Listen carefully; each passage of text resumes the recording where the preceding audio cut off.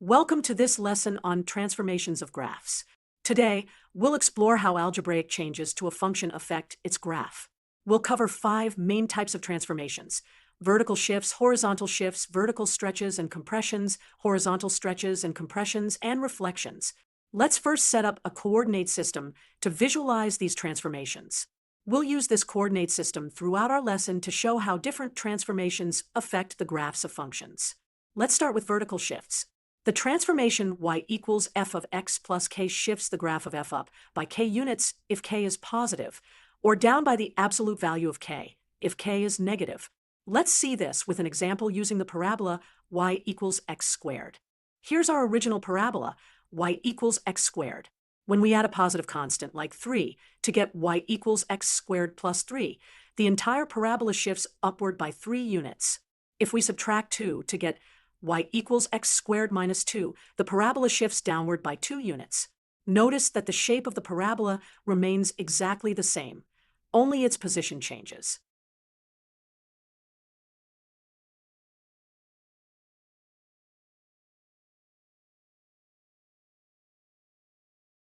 Next, let's look at horizontal shifts. The transformation y equals f of x minus h shifts the graph of f right by h units if h is positive, or left by the absolute value of h if h is negative.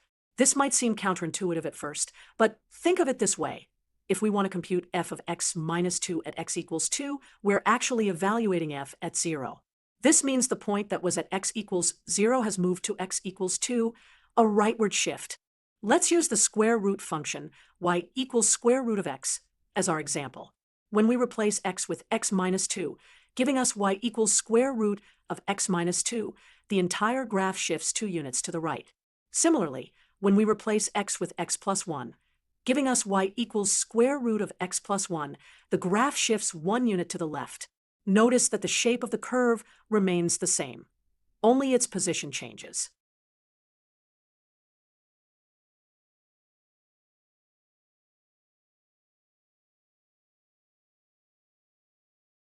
Now, let's explore vertical stretches and compressions. The transformation y equals a times f of x stretches or compresses the graph of f vertically. If the absolute value of it is greater than 1, the graph stretches vertically, meaning points move farther from the x-axis.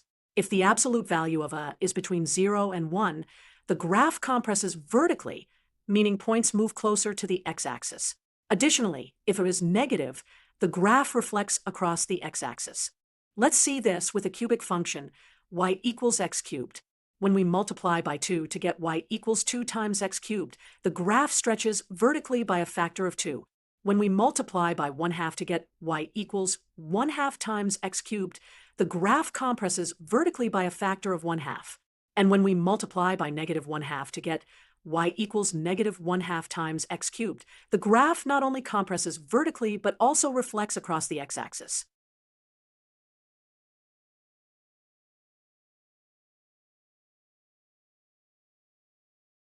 Next, let's examine horizontal stretches and compressions. The transformation y equals f of b times x stretches or compresses the graph of f horizontally, but there's a key difference from vertical stretches. If the absolute value of b is greater than 1, the graph compresses horizontally, squeezing toward the y-axis. If the absolute value of b is between 0 and 1, the graph stretches horizontally, expanding away from the y-axis. And if b is negative, the graph also reflects across the y-axis. Let's illustrate this with the sine function, y equals sine of x. When we replace x with 2x to get y equals sine of 2x, the graph compresses horizontally by a factor of 1/2.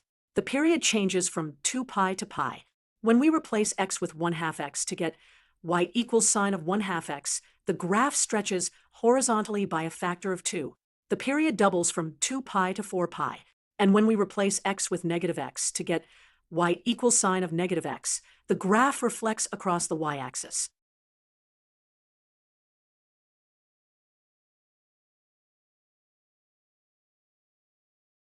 Finally, let's discuss reflections.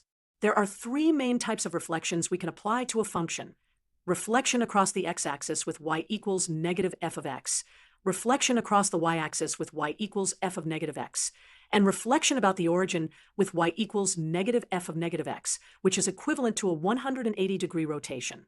Let's use a simple quadratic function, y equals x squared minus 2, as our example. When we negate the entire function to get y equals negative x squared plus 2, the graph reflects across the x-axis. When we replace x with negative x to get y equals negative x squared minus 2, the graph reflects across the y-axis. And when we do both, to get y equals negative of negative x squared minus 2, which simplifies to y equals negative x squared plus 2, the graph rotates 180 degrees around the origin.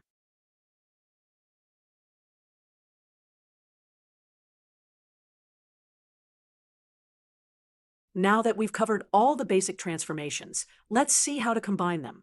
When working with multiple transformations, you need to follow a specific order.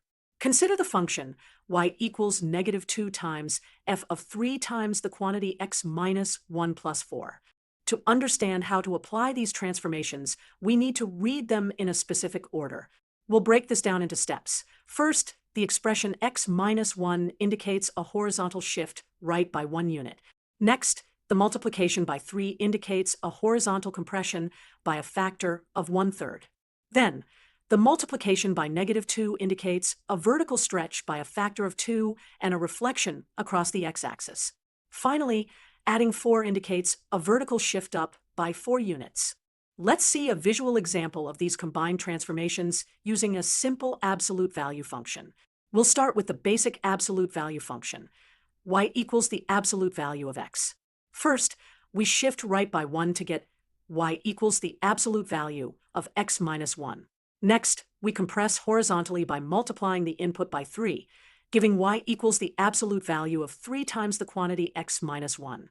Then, we stretch vertically by 2 and reflect across the x-axis, giving y equals negative 2 times the absolute value of 3 times the quantity x minus 1. Finally, we shift up by 4, obtaining y equals negative 2 times the absolute value of 3 times the quantity x minus 1 plus 4. Let's summarize the transformations we've learned today. For vertical shifts, we add or subtract a constant, y equals f of x plus k. For horizontal shifts, we replace x with x minus h, y equals f of x minus h. For vertical stretches or compressions, we multiply the function by a constant, y equals a times f of x. For horizontal stretches or compressions, we multiply the input by a constant, y equals f of b times x. And for reflections, we negate either the function, the input, or both. Remember that when combining transformations, you need to work from the inside out for the input variable x, and from outside in for the function f. With these tools, you can transform any function's graph to create new functions with specific behaviors. Thank you for watching this lesson on transformations of graphs. By understanding these basic transformations, you can manipulate and analyze a wide range of functions. Practice these concepts by trying to predict how a function's graph will change before actually plotting it, and you'll develop a strong intuition for function transformations.